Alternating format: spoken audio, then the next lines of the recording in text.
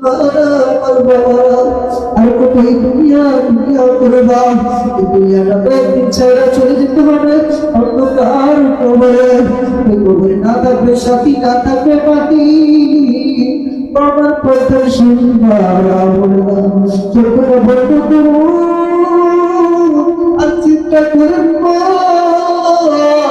এই বাড়িতে দিলাম শরীফ পুরিয়া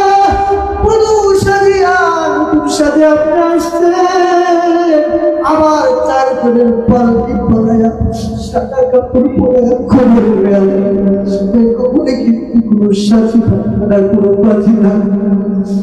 আপনার আপন হবে না, কেউ পাখি দেওয়ার জন্য যাবে না।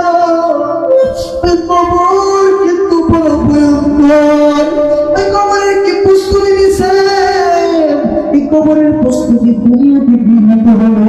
দুনিয়াতে যদি আপনি কবরের প্রস্তুতি মুত্তাকি হইতে পারেন, আমার আল্লাহ বলে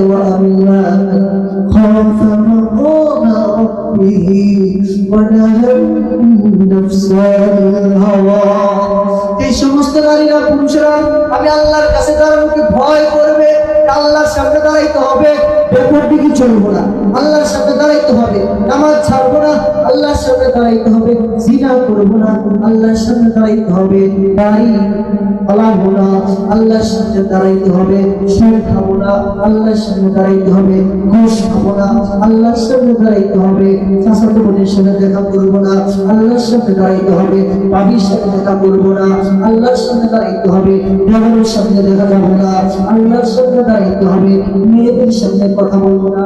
এই ভয় যার ভিতরে থাকবে, আমার আল্লাহ বলে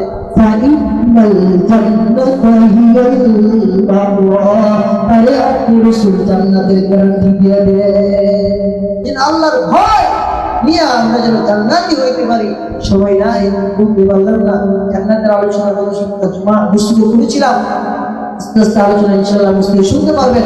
আল্লাহর ভয় না আমাদেরকে তাকওয়াবান হইয়া মৃত্যুর চিন্তা, যে কোন জায়গায় মৃত্যু হবে, আল্লাহওয়ালাদের সাথে মৃত্যু কামনা করা, আল্লাহ আমার মরণটা যেন জুমার দিন হয়, শেষদারিত অবস্থা হয়, আল্লাহ আমার কবরটা যেন কোনো আলেমের পাশে হয়, এই চিন্তা বিহীন করা।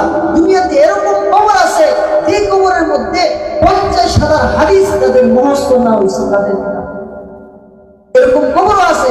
এরকম কবর যেখানে আব্দুল্লাহ নাম না থাকলে তাকে দাফন করা হয় নাই।